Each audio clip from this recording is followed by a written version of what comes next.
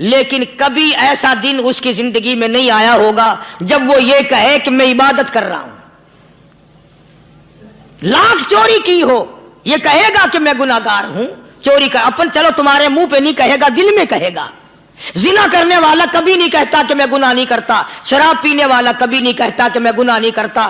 حرام کھانے والا، رشوت لینے والا کبھی نہیں کہتا کہ میں گناہ نہیں کرتا. شرک ایسا گناہ ہے، ایسی گمراہی ہے، اس کو بندہ گناہ سمجھ کر نہیں عبادت سمجھ کے کرتا ہے. اور ارشاد فرمایا محمد عربی صلی اللہ علیہ وسلم نے کہ شرک کرنے والے کو توبہ کی توفیق نہیں ہوتی. وہ اس کو برا سمجھے تو توبہ کرے، جب وہ اس کو برا سمجھتا ہی نہیں تو گناہ سمجھتا ہی نہیں تو توبہ کائے کی کرے گا وہ.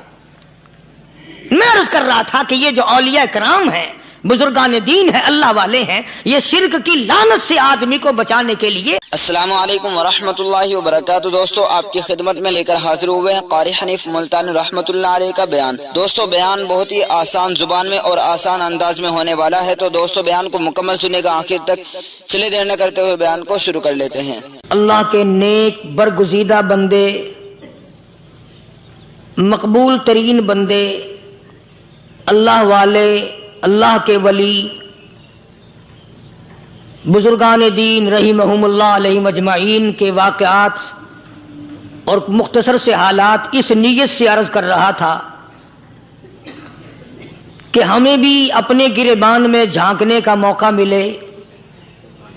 ہم لوگ بھی یہ سوچیں کہ یہ اللہ والے تھے، پیٹ بھی تھا، نفس بھی تھا، بیوی بھی تھی، بچے بھی تھے، پیاس بھی لگتی تھی، بھوک بھی لگتی تھی، کپڑا بھی درکار تھا، سردی گرمی بھی آتی تھی. ان لوگوں نے اللہ کی رضا کیسے حاصل کی؟ نیت میری کسی کی تردید مقصود نہیں، سمجھانے کے لیے کہتا ہوں. جیسے سڑک پہ پیدل آدمی چل رہا ہو اور پاس سے کار گزرتی ہے تو دل میں خیال آتا ہے کہ میرے پاس بھی کار ہوتی. ان اللہ کے نیک بندوں کو دیکھ کر میں اور آپ کیوں نہیں سوچتے کہ میں بھی اللہ کا نیک بندہ بن جاتا؟ کوٹھی بنگلہ دیکھ کر، لمبا چوڑا کاروبار کارخانہ دیکھ کر آدمی کے دل میں آتا ہے یارو یہ کارخانے دار ہے، میں اس کا مزدور ہوں. تیرے دل میں یہ بات کیوں نہیں آتی کہ میں نماز بھی نہیں پڑھتا اور فلانا ساری رات سویا ہی نہیں؟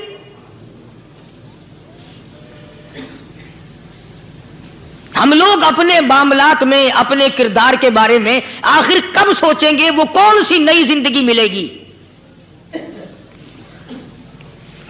بس ایک دھوکہ لگا ہوا ہے، او جی میں تو گناہگار ہوں میرا کیا، او جی میں تو گناہگار ہوں میرا کیا. یوں کرتا کرتا ہی مر جائے گا، توبہ نہیں کرنی. کوئی آدمی پلیت ہو اور وہ یہ کہتا رہے او یار میں تو پلیت ہوں، یار میں تو ناپاک ہوں، میرا کیا میں تو ناپاک ہوں. اللہ کے بندے پانی کے پاس جا، غسل کر، پھر تو پاک بنے گا. اپنے آپ کو پلیت پلیت کہتا رہے، یوں تو پاک نہیں بنے گا.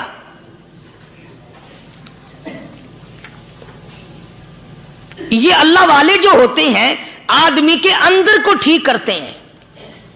جیسے ڈاکٹر کہتا ہے کہ اگر بلڈ پریشر کے مریض ہو تو نمک نہ کھاؤ، شوگر کے مریض ہو تو میٹھا نہ کھاؤ، بادی کے مریض ہو تو آلو نہ کھاؤ.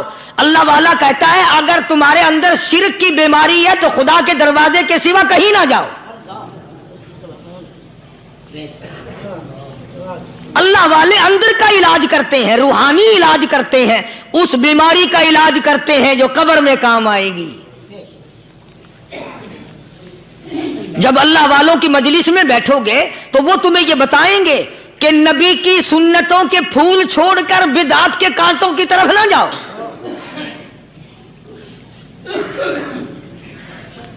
اور ہدایت ہے محمد کریم صلی اللہ علیہ وسلم کی. سبحان اللہ. وہ جوان کتنا خوش نصیب ہوگا جو حضور کے ساتھ سواری پہ سوار ہے. اللہ اکبر.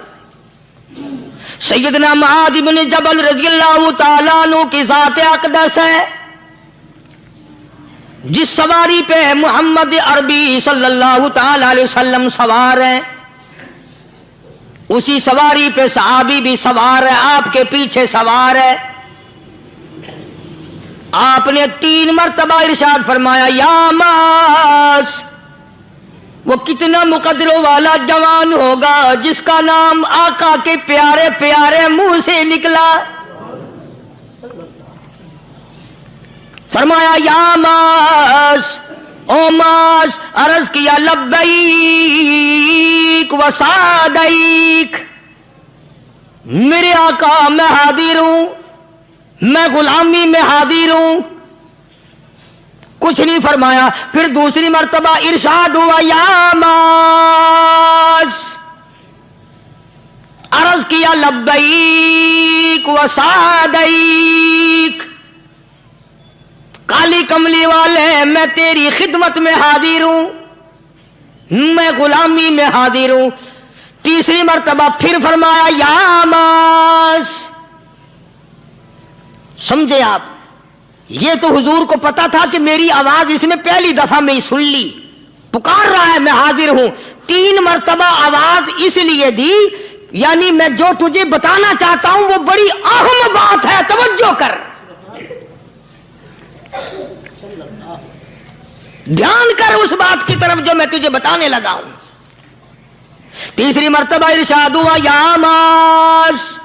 عرض کیا لبیک و سعدیک، میرے آقا میں حاضر ہوں، غلامی میں حاضر ہوں. ارشاد فرماؤ. فرمایا یا ماس لا تشرک باللہ. او ماضی مجھ سے ارشاد سن لے، مجھ سے پیغام سن لے. میں محمد کریم صلی اللہ تعالی علیہ وسلم تجھے بڑی پتے کی بات بتانے لگا ہوں، گر کی بات بتانے لگا ہوں، کوئی حقیقت کی بات بتانے لگا ہوں. لا تشرک باللہ. او میرے جمال، میرے صحابی، او ماس، اللہ کی ذات میں، اللہ کی صفات میں کسی کو شریک نہ ٹھہرانا.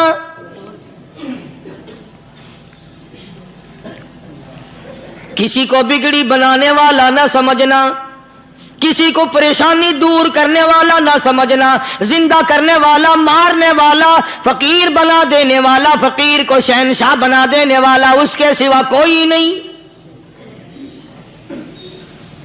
چلو ہو گئی بات، فرما دیا آپ نے کہ شرک نہ کرنا.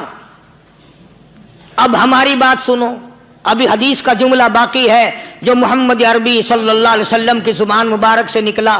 اہم بات باقی ہے، ٹھیک ہے فرما دیا، لیکن اب سوال کرو سرکار مدینہ صلی اللہ علیہ وسلم سے کہ جی اگر کوئی مصیبت کی وجہ سے کر بیٹھے، اگر کوئی پریشانی کے عالم میں آ کے کر بیٹھے، کوئی دکھوں کا مارا ہوا کر بیٹھے، تو صاف فرما دیا. فرمایا او ماز ان قتلتا،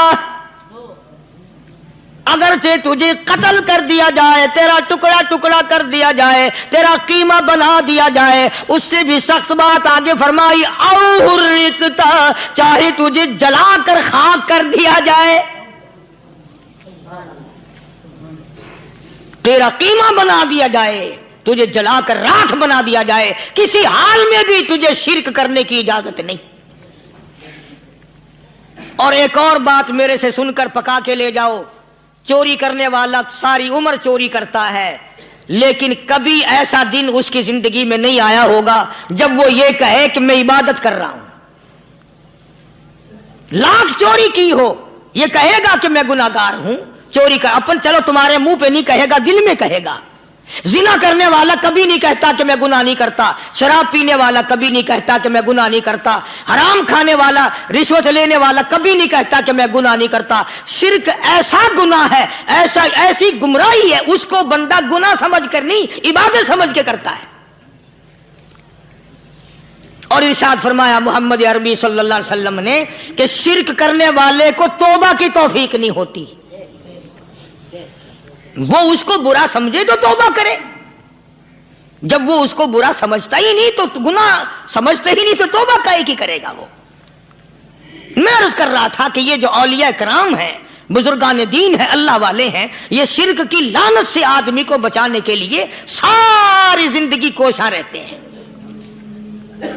حدیث پاک میں آتا ہے، ارشاد فرمایا محمد کریم صلی اللہ علیہ وسلم نے کہ جب آدمی گناہ کرتا ہے، فرمایا ان فی الجسد لمضغۃ، اذا صلحت صلح الجسد كله واذا فسدت فسد الجسد كله الا وهي القلب او كما قال النبي صلی اللہ علیہ وسلم. ارشاد فرمایا آدمی کے بدن میں ایک گوشت کا ٹکڑا ایسا ہے کہ جب وہ ٹھیک ہو جائے تو سارا بدن ٹھیک ہو جاتا ہے، جب وہ بگڑ جائے تو سارے بدن کا نظام بگڑ جاتا ہے. الا وہی القلب، سرکار مدینہ صلی اللہ علیہ وسلم نے فرمایا وہ دل ہے. دل آدمی کا سنور جائے تو سارا کچھ سنور گیا، دل بگڑ گیا تو سب کچھ بگڑ گیا. ریاکاری دل سے پیدا ہوتی ہے، تکبر دیکھنے میں نہیں آتا، دل میں پیدا ہوتا ہے. فخر دل میں پیدا ہوتا ہے، عجب اور خودبینی دل میں پیدا ہوتی ہے. تو آقا مدنی صلی اللہ علیہ وسلم نے فرمایا کہ آدمی کا دل جو ہے وہ سفید ہوتا ہے، بالکل سفید ہوتا ہے. جب بندہ گناہ کرتا ہے تو ایک چھوٹا سا سیاہ کالا نقطہ اس کے دل پہ لگ جاتا ہے، پھر دوسرا گناہ کرتا ہے، پھر دوسرا نقطہ لگ جاتا ہے، پھر تیسرا گناہ کرتا ہے، پھر تیسرا نقطہ دل پہ لگ جاتا ہے، حتیٰ کہ اس کا دل سارا کالا ہو جاتا ہے. اور جب سارا دل کالا ہو جاتا ہے تو اس کے دل کے اندر پھر حق سمجھنے کی گنجائش نہیں رہتی. پھر وہ اتنا بگڑتا ہے کہ خلاف شرع کام کو وہ عبادت کہتا ہے، پھر وہ ڈھول دھماکے کو عبادت کہتا ہے، پھر وہ چمٹا کھڑکانے کو عبادت کہتا ہے، پھر وہ نشہ کرنے کو عبادت کہتا ہے، پھر وہ نماز نہ پڑھنے کو عبادت کہتا ہے، پھر وہ قرآن کے قریب نہ آنے کو عبادت کہتا ہے. حالانکہ بزرگوں کا یہ طریقہ کار نہیں.